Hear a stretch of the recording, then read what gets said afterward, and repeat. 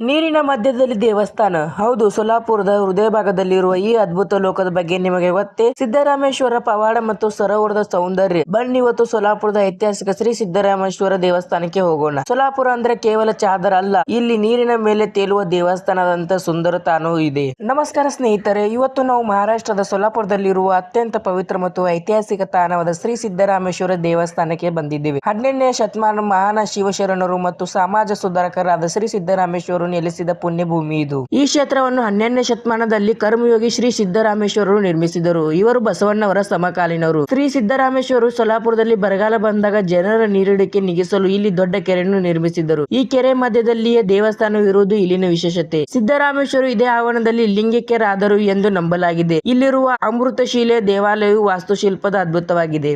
ದೇವಸ್ಥಾನದ ಸೌಂದರ್ಯವನ್ನು ಹೆಚ್ಚಿಸುವುದು ಇಲ್ಲಿನ ವಿಶಾಲವಾದ ಕೆರೆ. ಭಕ್ತರು ಮತ್ತು ಪ್ರವಾಸಿಗರು ದೇವಸ್ಥಾನದ ಸುತ್ತಲೂ ಇರುವ ಈ ಕೆರೆಯಲ್ಲಿ ಬೋಟಿಂಗ್ ಸೌಲಭ್ಯವನ್ನು ಆನಂದಿಸಬಹುದು. ಬೋಟಿನಲ್ಲಿ ಕುಳಿತು ನೀರಿನ ಮಧ್ಯೆ ಕಂಗೊಳಿಸುವ ದೇವಸ್ಥಾನದ ಗೋಪುರವನ್ನು ನೋಡುವುದು ಒಂದು ಸುಂದರ ಅನುಭವ. ಸಂಜೆಯ ಸಮಯದಲ್ಲಿ ಸೂರ್ಯಾಸ್ತದ ಜೊತೆಗೆ ದೇವಸ್ಥಾನದ ದೀಪಾಲಂಕಾರ ನೀರಿನ ಪ್ರತಿಫಲಿಸುವುದು ಅದ್ಭುತವಾಗಿ ಕಾಣುತ್ತದೆ. ಇಲ್ಲಿ ನಿಮಗೆ ಅನ್ನಕ್ಷೇತ್ರದ ಊಟದ ಸೋಯಿ ಕೂಡ ಇದೆ. ಪ್ರತಿ ವರ್ಷ ಜನವರಿ ತಿಂಗಳಿನಲ್ಲಿ ನಡೆಯುವ ಗಡ್ಡ ಯಾತ್ರೆ ಅಥವಾ ಸಂಕ್ರಾಂತಿ ಹಬ್ಬ ಇಲ್ಲಿ ಬಹಳ ಪ್ರಸಿದ್ಧ. ಲಕ್ಷಾಂತರ ಭಕ್ತರು ಈ ಸಮಯದಲ್ಲಿ ಸೇರುತ್ತಾರೆ. ನೀವು ಸೊಲ್ಲಾಪುರಕ್ಕೆ ಬಂದರೆ ಈ ಪವಿತ್ರ ಸಿದ್ದರಾಮೇಶ್ವರ ದೇವಸ್ಥಾನಕ್ಕೆ ಭೇಟಿ ನೀಡಲು ಮರೆಯಬೇಡಿ. ಇಲ್ಲಿನ ಇತಿಹಾಸ ಮತ್ತು ಬೋಟಿಂಗ್ ಅನುಭವ ನಿಮ್ಮ ಮನಸ್ಸಿಗೆ ನೆಮ್ಮದಿ ನೀಡುತ್ತದೆ. ಈ ಮಾಹಿತಿ ನಿಮಗೆ ಇಷ್ಟವಾದ ಲೈಕ್ ಮಾಡಿ ಮತ್ತು ಶೇರ್ ಮಾಡಿ. ಧನ್ಯವಾದಗಳು.